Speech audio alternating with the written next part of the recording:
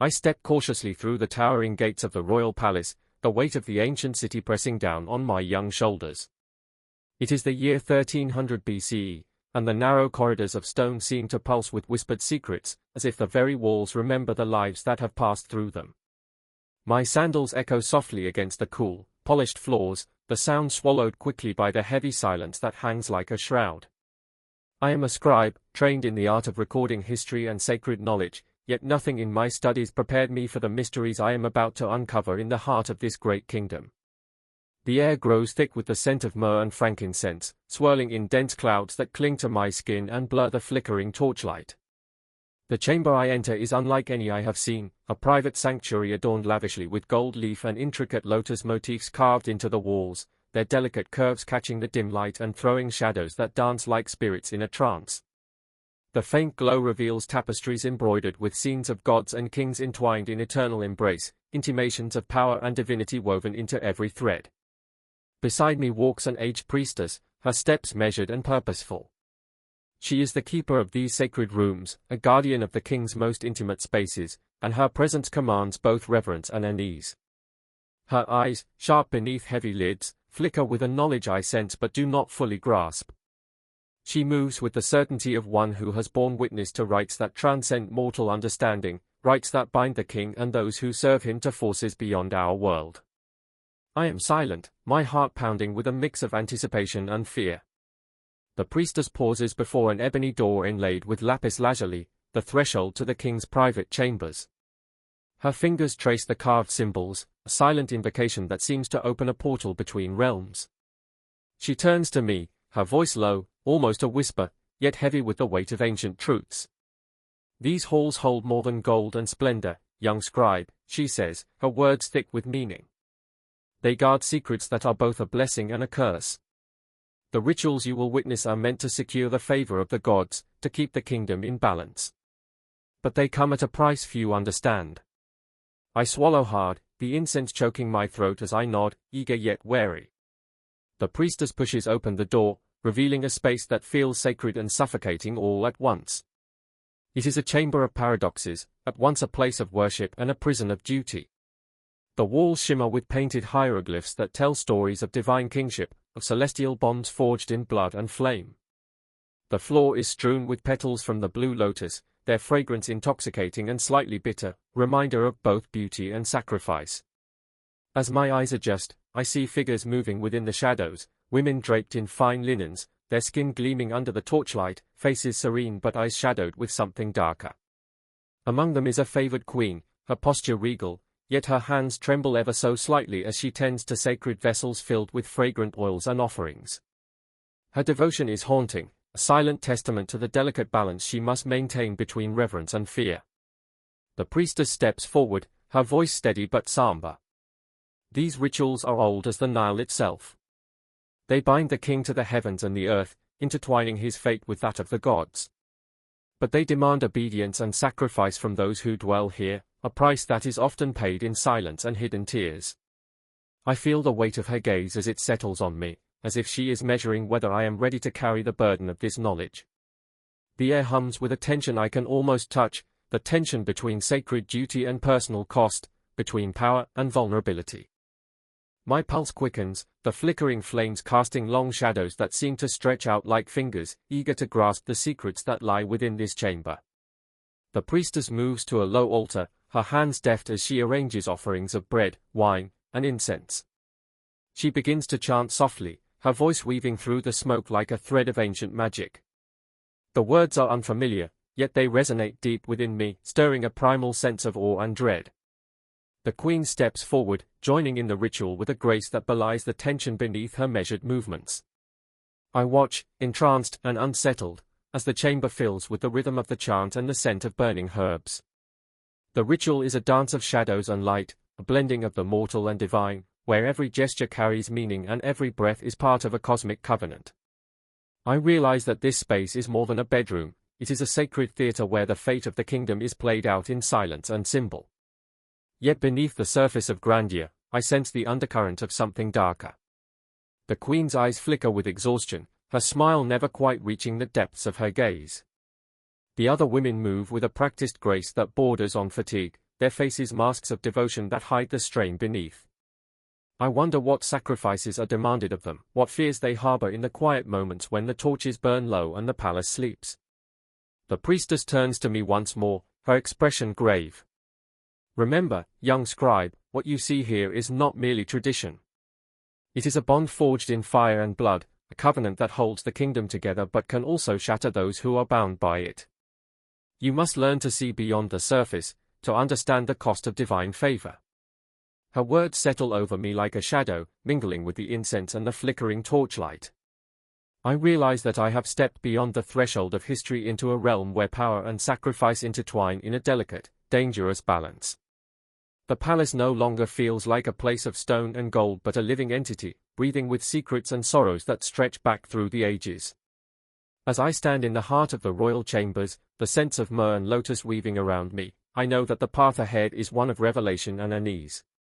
I am a witness now, a keeper of truths that are both sacred and unsettling. The rituals that govern the king's bedroom are not mere ceremonies, they are the threads that hold the fate of a kingdom, fragile and unyielding, suspended between the mortal and the divine. And in this dim chamber, heavy with history and smoke, I feel the first stirrings of a story that will haunt me forever. The priestess leads me deeper into the chamber, her footsteps muffled by the thick carpet of lotus petals scattered across the floor. Her eyes, sharp and unwavering, meet mine as she begins to unravel the purpose behind these sacred rites. These are no mere customs, she intones, but ancient bonds that tether the king and his consorts to cosmic forces beyond mortal grasp. Her voice carries the weight of centuries, a solemn echo of truths both revered and feared. I nod, the incense swirling around us heavy with mystery. The room seems to pulse with an invisible rhythm, as if the very air is charged with unseen power. The priestess motions toward a basin filled with shimmering water, its surface disturbed only by the faintest ripple.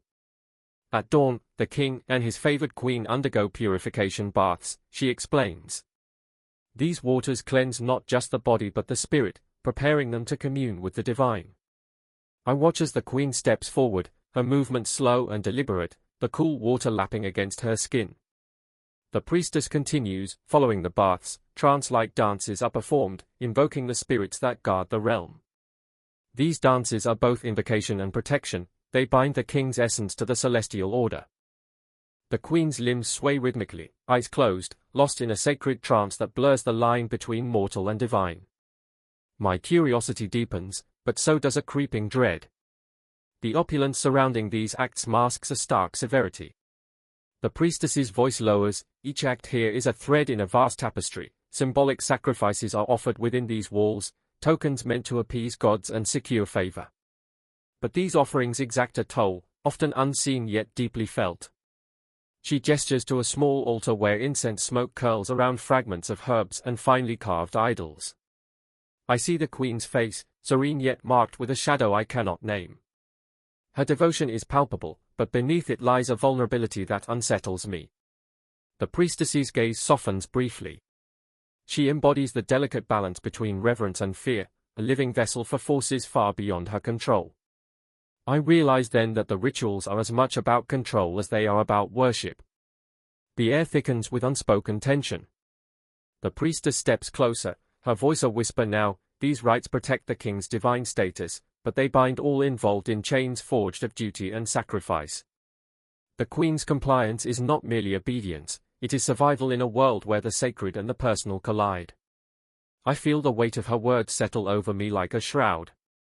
As I absorb the gravity of these rites, the queen resumes her duties, moving with a grace honed by countless repetitions.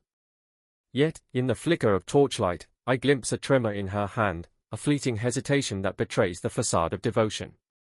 The priestess watches her closely, then turns back to me. The price of favor is high. Those who falter risk exile or worse.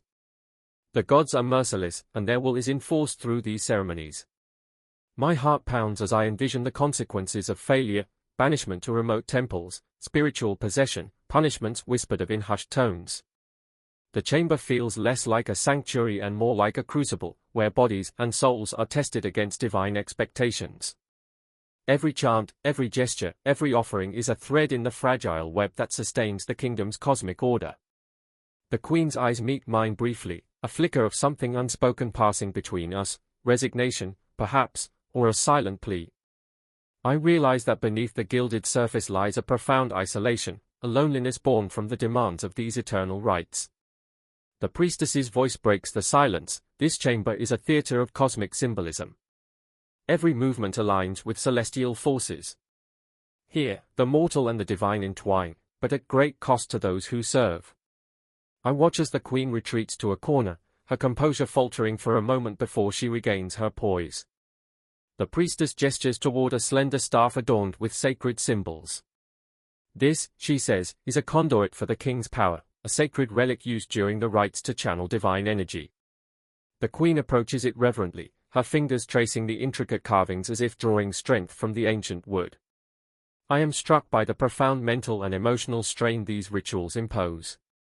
The consorts must suppress their desires, their fears, their very selves to become vessels of divine will. The Queen's serene mask hides a storm of emotions, a constant battle between duty and identity. I sense that these rites, while sanctifying the king, exact a silent toll on those who enact them. The priestess's gaze lingers on me, her voice grave. To witness is to understand the delicate balance maintained here, between power and submission, between devotion and despair. The king's favor is a blessing, but it is also a burden carried in silence by those who dwell in his shadow. I feel the weight of her words settle deep within me, a somber truth that colors the flickering torchlight with shades of melancholy. As the Queen resumes her sacred dance, the chamber seems to hold its breath, caught between the mortal world and the divine. The priestess's chant rises again, weaving through the incense-laden air, binding all present in a shared ritual of reverence and sacrifice. I am both observer and participant now, caught in the web of ancient rites that sustain a kingdom yet bind its people in invisible chains. The Queen's devotion, so haunting in its intensity, becomes a living testament to the cost of divine favor.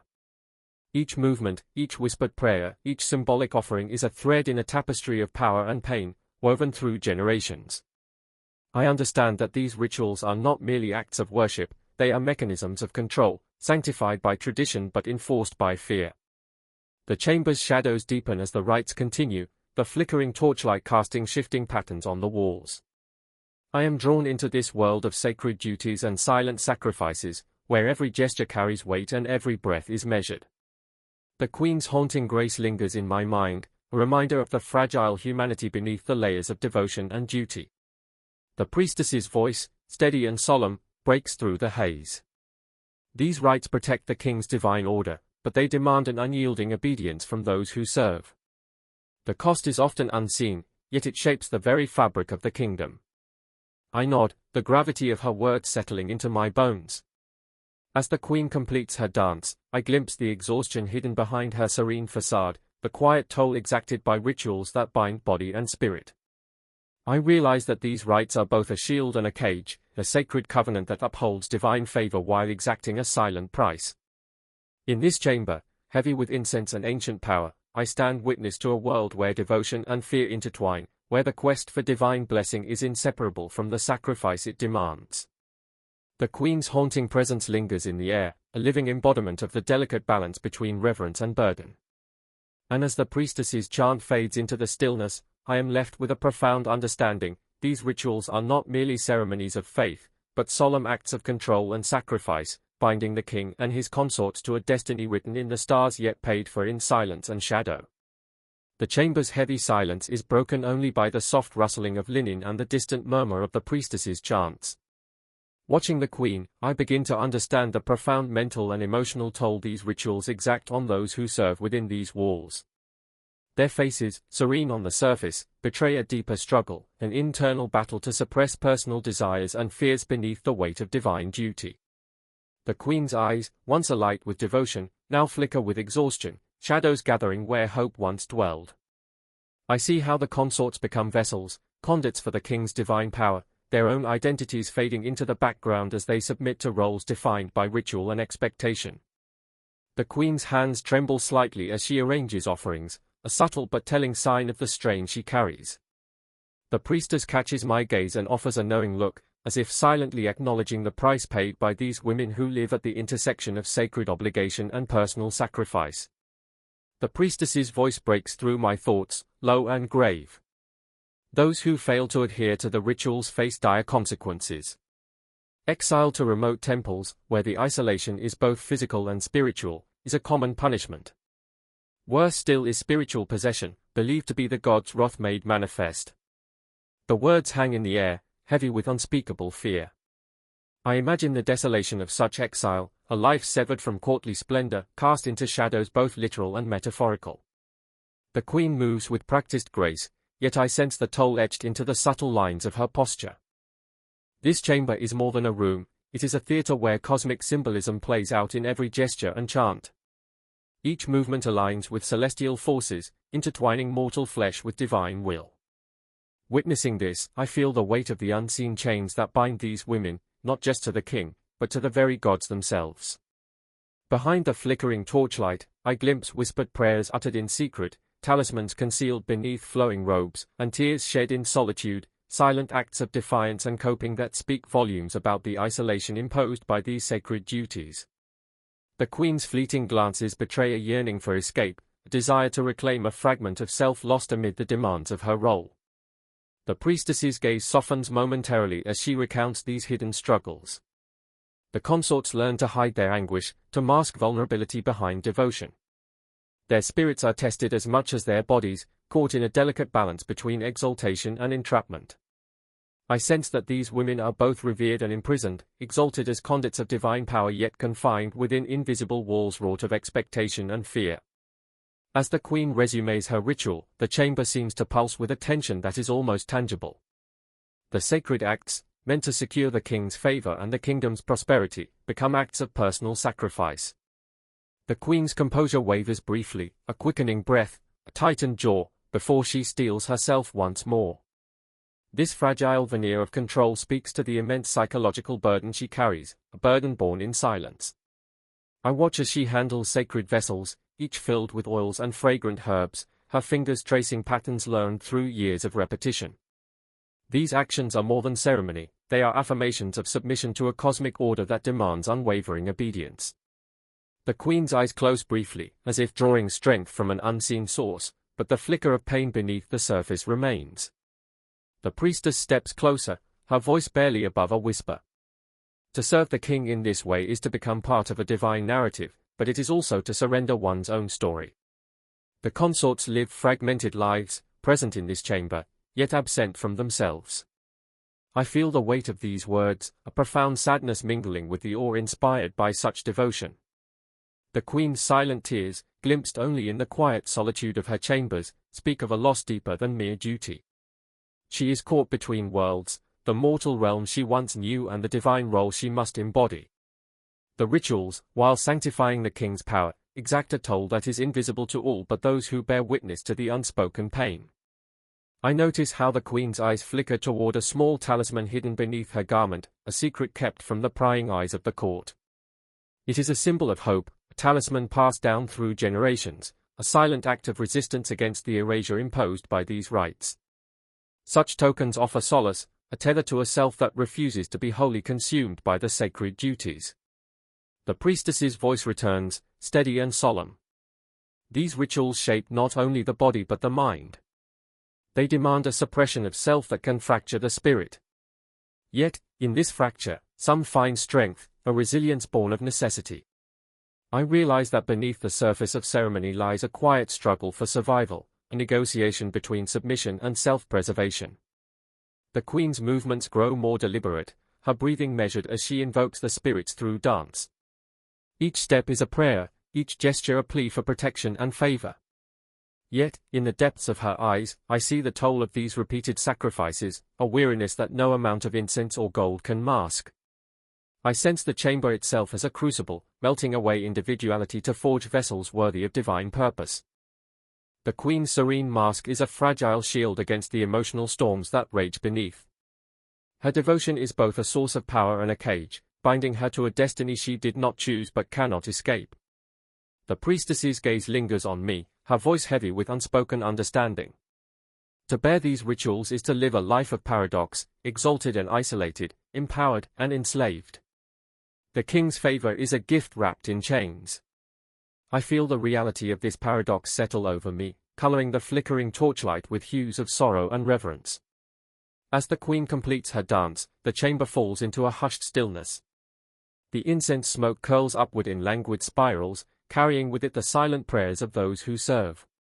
I stand witness to a world where sacred duty and personal sacrifice are inextricably intertwined, where the cost of divine favor is etched into the very souls of the consorts.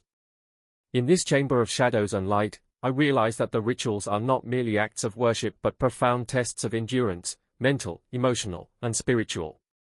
The consorts navigate a precarious path, balancing devotion with despair, obedience with yearning. And as the priestess's chant fades into the quiet, I am left with the weight of this knowledge, a burden as ancient and enduring as the stones of the palace itself. The weight of the chamber's silence lingers as I step back from the queen's sacred dance, my mind heavy with the knowledge of the unseen burdens she and the other consorts carry. Yet, as the priestess leads me away from the inner sanctum, her expression hardens, and I realize the rituals serve a purpose far beyond the confines of this chamber. They are instruments of power, woven tightly into the fabric of the kingdom's hierarchy, tools that extend control from the throne to every corner of the court. The rites you have witnessed, the priestess says slowly, are not merely for divine favor. They are a means to uphold order, to solidify the king's authority over all who serve him. Her eyes flash with a cold certainty. Fear and mysticism bind not only the royal family but the entire court. These ceremonies create a world where obedience is demanded, and dissent is crushed beneath the weight of tradition. I sense the tension beneath her words, an understanding that the rituals are as much about maintaining political power as they are about spiritual devotion. The consorts, bound by sacred duty, become pawns in a larger game, each vying for favor, each navigating a perilous landscape shaped by jealousy and suspicion. The palace, once gleaming with grandeur, reveals itself as a labyrinth of alliances and rivalries, where trust is scarce, and every smile conceals a dagger. As we move through the corridors, I glimpse whispered conversations and furtive glances exchanged between women whose faces mask ambition and fear. The priestess's voice softens, tinged with bitterness. Rivalries flourish here, fueled by the constant pressure to secure the king's attention. Each consort guards her place jealously, aware that favor can shift like the desert sands. I understand then that the rituals reinforce a system that pits woman against woman, eroding solidarity and fostering competition born of survival instinct.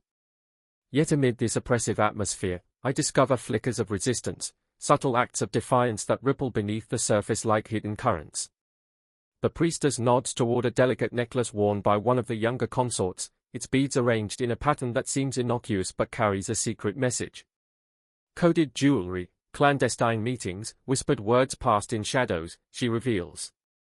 These are the ways the consorts preserve their humanity and forge connections beyond the king's gaze.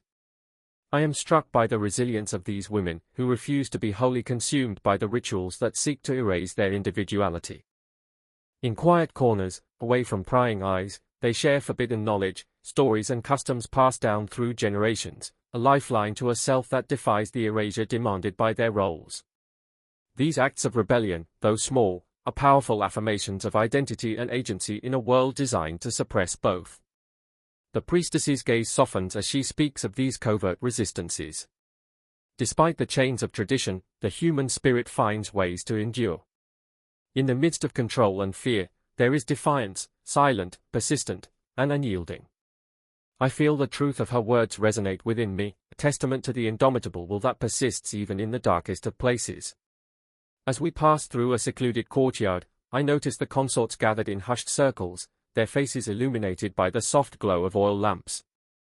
Their voices are low but filled with urgency, sharing news and counsel that might never reach the throne. I realize these gatherings are sanctuaries, spaces where alliances are forged, and strategies devised, not just for survival, but for subtle subversion. The palace, I see, is a stage where power is performed and contested in myriad ways. The rituals bind the consorts to the king and the gods, but these women are not mere spectators.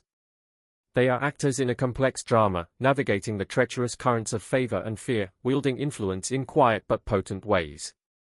Their resilience shapes the very fabric of the court, even as it is constrained by the weight of tradition. The priestess's voice lowers, a hint of sorrow threading through her words. This world is one of paradox, where submission coexists with rebellion, where power is both granted and withheld. The consorts live within these contradictions, their lives a testament to endurance and cunning. I sense the depth of sacrifice embedded in these contradictions, a cost borne silently yet profoundly. As we return to the inner chambers, the flickering torchlight casts long shadows that seem to echo the hidden struggles of those who dwell here. The consorts' rivalry and resilience entwine like vines, shaping a landscape of both fragility and strength. I am left with the image of women who, despite the weight of oppression, create spaces of resistance and hope within the confines of their roles. The priestess's final words linger in the air, heavy with meaning. To understand the palace is to see beyond the surface, to recognize the power dynamics that govern not only the king's favor but the lives of all who serve him. In these secret acts of defiance, the human spirit endures. I stand amidst the ancient stones, the scent of myrrh and lotus still clinging to my skin, contemplating the fragile balance between control and resistance that defines this world. The palace is a crucible where power is both wielded and contested, where rituals bind bodies and spirits, yet where small rebellions kindle the flame of hope. And as the night deepens, I realize that the story of these women, their rivalry, their courage, their secret languages, will be a thread I must carry forward, hidden truth etched into the tapestry of this kingdom's history. Now, as I sit beneath the flickering torchlight in a quiet chamber removed from the palace's grandeur, the weight of what I have witnessed settles deep within me. The knowledge I carry is heavy, sacred rites and whispered secrets, the dance of devotion and despair that governs the king's bedroom and the lives entwined within it. I must record these rituals, not just as history but as a testament to the intricate and often unsettling power they wield. My hands tremble as I begin to write, the papyrus beneath my fingers a fragile vessel for truths too complex to fully grasp. These rituals are ancient, their roots tangled deep within the soil of our civilization, yet they are not merely sacred tradition. They are a prison and a shield, a means to preserve divine order while exacting a profound cost from those who serve it. The duality of their nature fascinates and horrifies me in equal measure. I think of the queen, her serene mask slipping only in the quietest moments, revealing a soul stretched thin by unyielding demands. The consorts, each a living paradox, exalted and isolated, revered and constrained. Their lives are woven into the tapestry of the kingdom's survival, but at the price of their own humanity. I wonder how many have lost themselves entirely, fragments scattered like petals on the Nile's current. This knowledge feels like a burden I cannot share lightly. To speak of these rites is to expose the fragile underbelly of power, to reveal the machinery hidden beneath the gilded surface. Yet silence is complicity, and I am bound by duty to bear witness, to ensure that future generations understand the full measure of what sustains our realm. As I trace the lines of the rituals, the purification baths, the trance dances, the symbolic sacrifices, I see them not only as acts of worship but as tools of control. Each gesture, each chant, is calibrated to reinforce the king's divine status, to maintain a hierarchy that is both celestial and earthly. The rituals are a language of power, spoken in silence and shadow, shaping the lives of all who dwell within the palace walls. I recall the subtle acts of resistance woven through this world, the coded jewelry, the whispered meetings, the preservation of forbidden knowledge passed from one consort to another. These flickers of defiance illuminate the resilience of the human spirit, stubborn and unyielding in the face of overwhelming constraint. They remind me that even within the most oppressive systems, there are cracks through which hope and agency can seep. The palace, with its grandeur and ritual, becomes a microcosm of our society, a place where power is both absolute and fragile, where control is exerted through fear and faith alike. The rituals are a mirror reflecting the complexities of rule, belief, and survival. They speak to the paradox of divine kingship, a sacred mandate that demands sacrifice at every level. As I write, the flickering torchlight casts shadows that dance upon the walls, echoing the ever-shifting nature of this power. The past and present entwine, and I am caught between them, a scribe bearing witness to a world both ancient and immediate.